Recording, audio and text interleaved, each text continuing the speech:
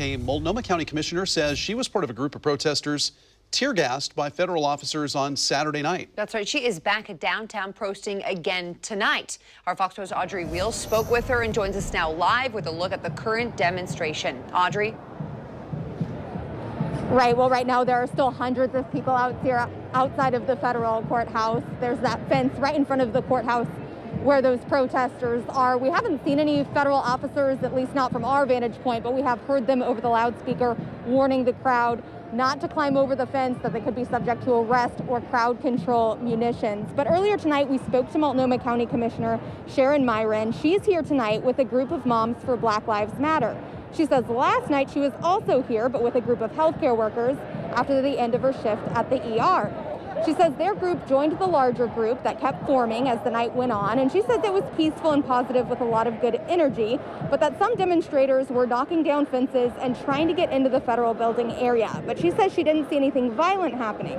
She says people were walking around and chanting when all of a sudden federal officers threw a canister of tear gas without warning into the crowd.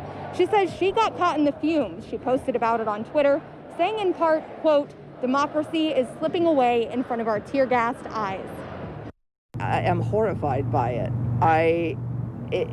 It's almost like it still doesn't compute. Like, what were they thinking? How could they how could they get away with doing that?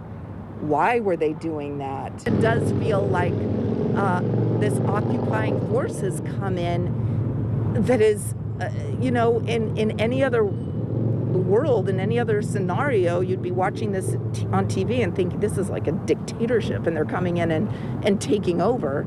This is taking away our authority, our autonomy, our residents' civil rights, and it's not okay.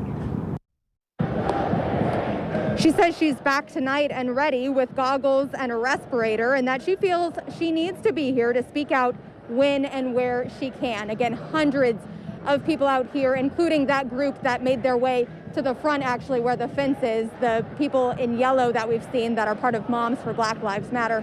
But still hundreds of people out here chanting and directing their attention toward the federal courthouse building tonight. Again, so far, we have not seen any of those federal officers, but we will stay out here and keep you posted. For now, live in downtown Portland, Audrey Wheels, Fox 12 Oregon.